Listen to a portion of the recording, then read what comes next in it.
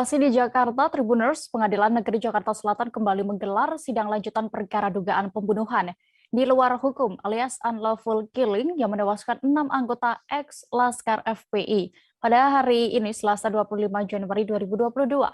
Dalam sidang yang digelar di ruang sidang utama Pengadilan Negeri Jakarta Selatan ini beragendakan mendengar keterangan dari terdakwa. Adapun pada perkara ini turut menjerat dua terdakwa anggota Polri yakni Bribtu Fikri Ramadan dan Ibda M. Yusmin Ohorela. Kabar selengkapnya akan disampaikan Rizky Sandi Saputra, jurnalis dari Tribun News yang kini sudah bergabung bersama kami. Halo rekan Rizky. Halo rekan Dea dan juga Tribuners, selamat sore.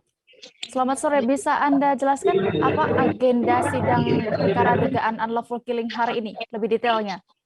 Ya, jadi Dea dan juga Tribuners bisa disampaikan bahwa pada hari ini, Senin 25 Selasa 25 Januari 2022, Pengadilan Negeri Jakarta Selatan kembali menggelar sidang lanjutan perkara dugaan tindak pidana pembunuhan di luar hukum atau unlawful killing yang menewaskan 6 anggota Laskar FPI di rest area kilometer 50 Cikampek, di mana pada sidang hari ini sejatinya beragendakan mendengarkan keterangan kedua terdakwa, yakni yang keduanya merupakan anggota kepolisian antara lain Bribtu Fikri Ramadan dan juga Ibda M. Yusmin Ohorela. Hanya saja tadi saat Hakim anggota Suharno hadir di dalam ruang sidang dan membuka persidangan, dirinya menyatakan kalau pada sidang hari ini tidak bisa dilanjutkan karena Hakim Ketua pada perkara ini yakni Arif Nuryanta sedang menjalani pelatihan begitu. Alhasil tadi Hakim anggota Suharno menunda jalannya persidangan untuk nantinya dijadwalkan dengan agenda yang sama yakni pemeriksaan terdakwa.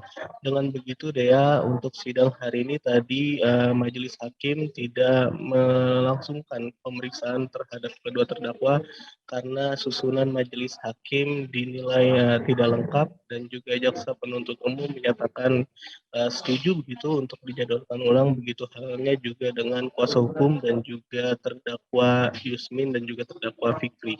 Ya. Lalu setelah diputuskan ditunda ini, kapan rencananya sidang akan kembali digelar, rekan Rizky, dan juga bagaimana penjelasan dari kuasa hukum terdakwa ini? Ya, jadi tadi Hakim anggota Soeharto menanyakan kepada jaksa penuntut umum maupun kepada kuasa hukum untuk bermusyawarah kapan akan agenda sidang ini kembali digelar dengan agenda yang sama. Tadi keseluruhan perangkat persidangan menyatakan kalau sidang baiknya diundur dalam 1 pekan ke depan. Hanya saja mengingat tanggal 1 Februari atau Selasa pekan depan ini berjatuh pada tanggal merah yakni perayaan Imlek. Alhasil tadi hakim menjadwalkan ulang untuk di hari Rabunya tanggal 2 Februari dengan agenda yang sama pemeriksaan terdakwa terhadap Yusmin dan juga Bribtu Fikri.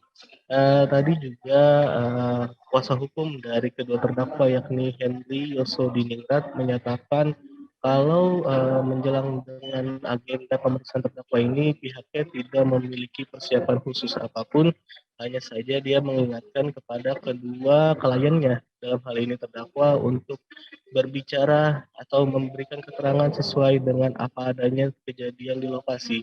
Dirinya meminta untuk kepada terdakwa untuk tidak mengarang begitu, tidak menyusun cerita yang malah nantinya akan memberatkan posisi kedua terdakwa di proses hukum ini.